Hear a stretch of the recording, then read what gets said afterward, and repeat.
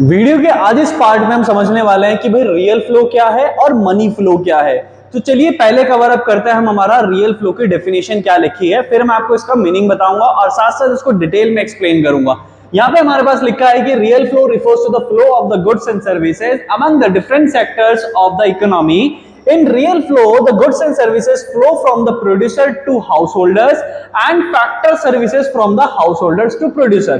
तो यहाँ पे इन्होंने आपको क्या कहा, बेसिकली रियल फ्लो का मतलब क्या है कि फ्लो ऑफ सर्विसेज, एक सेक्टर से दूसरे सेक्टर में फ्लो होना किस चीज का, सर्विसेज का। जैसे कि हम क्या कर रहे हैं, हम प्रोड्यूसर्स के पास जा रहे हैं और एज अ लेबर काम कर रहे हैं, तो हम अपनी सर्विसेज उन्हें प्रोवाइड कर रहे हैं। इसी तरह से प्रोड्यूसर भी हमें अपनी सर्विसेज प्रोवाइड करते हैं। वो क्या करते हैं, हमारे लिए गुड्स एंड सर्विसेज बनाते हैं और हमें प्रोड्यूस करके प्रोवाइड करते हैं और हम उसको कंज्यूम भी करते हैं। तो इसी को क्या बोलते हैं, रियल फ्लो। रियल फ्लो क्या है, बेसिकली सर्विसेज का ट्रांसफर करना है from one sector to the other sector.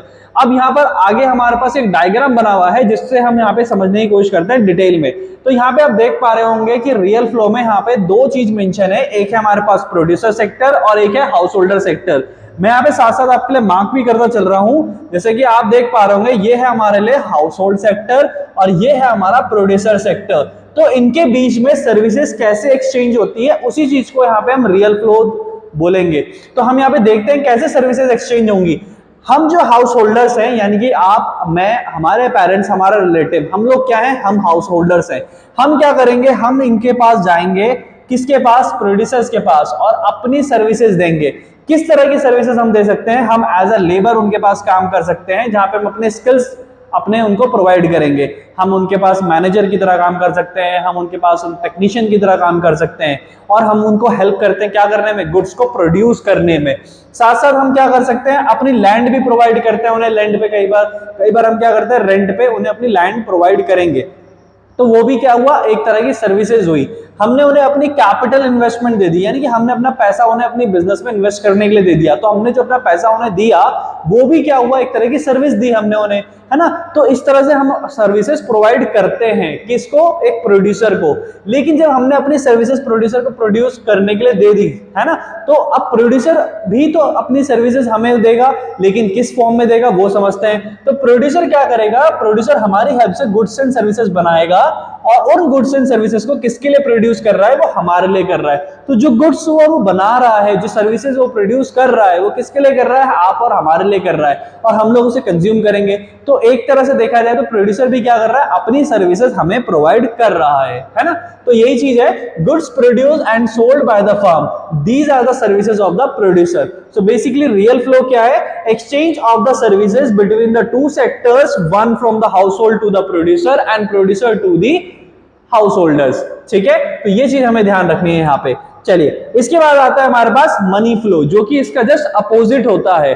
क्यों होता है उसको भी हम यहीं से समझेंगे एक एग्जांपल के साथ। मनी फ्लो में हमारे पास क्या है कि आप देख पा रहे हो यहाँ पे भी हमारे पास फिर से दो सेक्टर्स है, एक है हमारा हाउस होल्ड सेक्टर और एक है हमारे पास प्रोड्यूसर सेक्टर।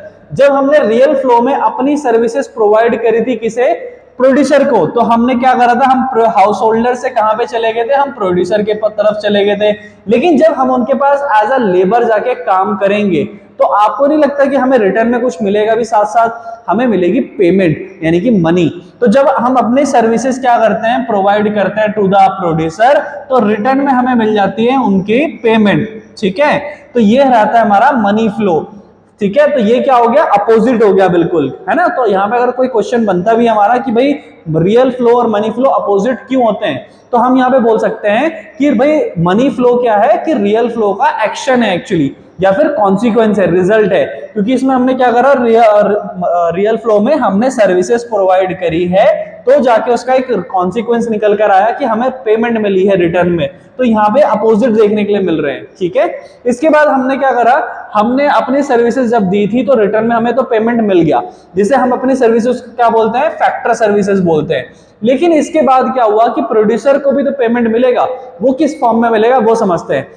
इसके बाद क्या हुआ था, प्रोड्यूसर्स ने हमें गुड्स बना के प्रोड्यूस करे थे हमारे लिए, हमें वो गुड्स मिल गए थे, तो हमने भी क्या करा होगा, वो गुड्स कंज्यूम करे होंगे, खरीदे होंगे। खरीदने के बाद हमने उन्हें क्या करा होगा, उन्हें पेमेंट प्रोवाइड करा होगा। तो वो पेमेंट क्या हुआ होगा, यहां से निकलकर प्रोड्यूसर के पास पहुंचा होगा। तो यहां पर भी हम देख पा रहे हैं कि भाई फ्लो क्या हो रहा है मनी का, from house holders to producers जा रहा है, ठीक है। When we are giving our services as an house holder, when we are giving our services to the producer, तो producers are giving the payment for that services, ठीक है। And vice versa in the case of the producer to the house holders also, ठीक है। यानी कि यहाँ पे क्या होगा, जब प्रोड्यूसर क्या करते हैं, अपनी सर्विसेज प्रोवाइड करते हैं हाउस होल्डर्स को, तो हाउस होल्डर्स क्या उसके लिए क्या करते हैं, रिटर्न में पेमेंट करते हैं। तो हम यहाँ पे देख पा रहे हैं मनी फ्लो हो पाता है दोनों के बीच में। यानी कि एक चीज हमने और देखा कि जो पैसा है ये यहीं से ही सर्कुलेट होता रहता है, घूमता रहता है between house holders and producer, ठीक है। तो यही है हमारा मनी फ्लो। मनी फ्लो के लिए एक डेफिनेशन भी होगी हमारे पास, उसको भी फटाफट से कवर अप करते हैं। ये रहा, तो money flow refers to the flow of the money across the different sector of the economy. In money flow factor payment flow from the producer sector to the household sector and flow of money from the household sector to the producer sector for the purchase of the goods and services. तो ये आप note भी करते जाइएगा, जो हमारे पास definition है इसमें यही चीज आपको एक्सप्लेन करी है कि जो पैसा है वो फ्लो होता रहता है कहां से, हाउस होल्डर से प्रोड्यूसर पे और प्रोड्यूसर से हाउस होल्डर्स पे। क्यों होता है, उसका रीजन ये है कि दोनों एक दूसरे को सर्विसेज प्रोवाइड करते रहते हैं, ठीक है। चलिए कंटिन्यू करते हैं। अभी आगे हमारे पास सर्कुलर फ्लो ऑफ इनकम। अब ये सर्कुलर फ्लो ऑफ इनकम क्या है, देखो ये भी काफी आपको सिमिलर लगेगा सुनने में रियल फ्लो और मनी फ्लो के, क्योंकि इसमें भी क्या है, कॉन्टिन्यूअस प्रोसेस आने वाला है। क्या कह रहे हैं यहाँ पे, circular flow of income refers to the unending flow. ये क्या है, एक अनएंडिंग फ्लो है जो कि चलता रहेगा of the activities of the production, income generation और एक्सपेंडिचर। आप अपने आसपास देखो, लोग हमेशा क्या करते हैं, काम करते ही रहते हैं। वो तीन चीज हमेशा करते रहेंगे, कुछ ना कुछ प्रोड्यूस करते रहेंगे, उनकी इनकम जनरेट होती रहेगी और वो खर्चा भी करते ही रहेंगे। खर्चा बंद नहीं होने वाला है। तो जब खर्चा बंद नहीं होगा तो लोगों की इनकम बंद नहीं होगी।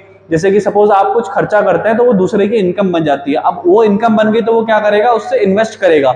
इन्वेस्ट करने का मतलब होगा प्रोडक्शन करना। तो ये जो चेन है चलती रहेगी, ठीक है। तो ये कह रहे हैं production, income generation and expenditure keep chasing each other like the three dots continuously moving in a cycle. तो ये कह रहे हैं कि कुछ ऐसा है कि हम ये अज्यूम करते हैं कि भाई तीन डॉट्स है हमारे पास, जैसे कि ये, जो कि क्या करते रहेंगे, अपना आप को एक दूसरे को बार बार चेस करते रहेंगे, ठीक है। चलिए आगे समझते हैं इसके एक फ्लो चार्ट के थ्रू।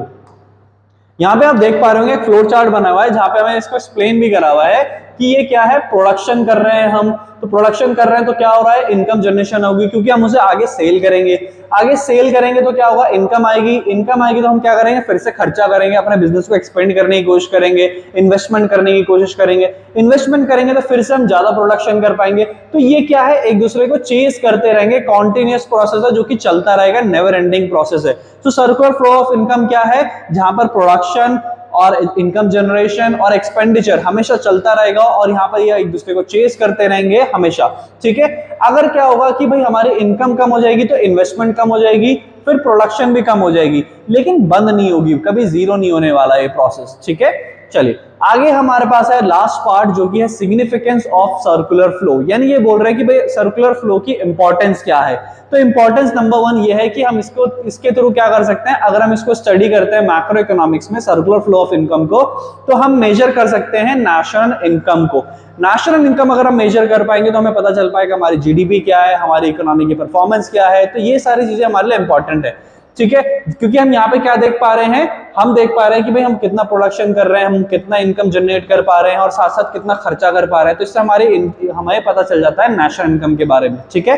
सेकंड इंपॉर्टेंस कहते हैं भाई इसके क्या है, नॉलेज ऑफ द इंटरसेक्टरल इंटरडिपेंडेंसी। तो हम यहाँ पर क्या है कि इंटरडिपेंडेंसी किस सेक्टर पे ज्यादा है, हम उसके बारे में भी पता कर सकते हैं।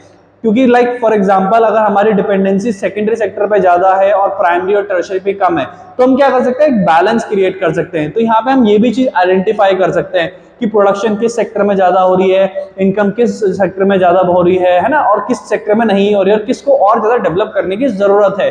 तो हमारी डिपेंडेंसी किस पे ज्यादा है, तो हम इस तरह से उसे क्या कर सकते हैं, आइडेंटिफाई कर सकते हैं। तो उसके बारे में हमें नॉलेज मिलती है, हम उसके लिए फिर पॉलिसीज डिजाइन कर सकते हैं। इसके बाद है हमारे पास कहते हैं ऑल्टरनेट नेम। ऑल्टरनेट नेम यहाँ पे इकोनॉमिक्स में बहुत होते हैं, तो आपको सारे याद रखने हैं, आपको लिख लिख के यहाँ पे याद रखने हैं। यहाँ पे लिखा है कि सर्कुलर फ्लो ऑफ इनकम को हम और क्या बोलते हैं, इस सर्कुलर फ्लो ऑफ इनकम को हम बोलते हैं सर्कुलर फ्लो ऑफ मनी भी, ठीक है। इसको हम एक और नाम बोलते हैं phases of income generation. Phases of income generation को एक और नाम है जो कि हम क्या बोलते हैं, फेजेस ऑफ डिस्ट्रीब्यूशन। तो यहाँ पे ऑल्टरनेट नेम बहुत मिलेंगे, तो डरना नहीं है, बस नोट करते जाना है और ध्यान रखते जाना है, ठीक है। बार बार रिवीजन करते रहोगे तो अच्छे से ध्यान भी रहेगा। चलिए यहां तक तो हो गया हमारा ये चैप्टर कंप्लीट, लेकिन अब जो नेक्स्ट वीडियो आएगा उसमें हम यहाँ पे डिस्कस करेंगे इस चैप्टर से रिलेटेड जो इंपॉर्टेंट क्वेश्चंस हो सकते हैं वो। तो इंपॉर्टेंट क्वेश्चंस को जरूर देखिएगा, वो तो सबसे ज्यादा जरूरी है। चैप्टर के एंड में हम यहाँ पे इंपॉर्टेंट क्वेश्चन डिस्कस करेंगे अब हमारे नेक्स्ट पार्ट में। सी यू देयर।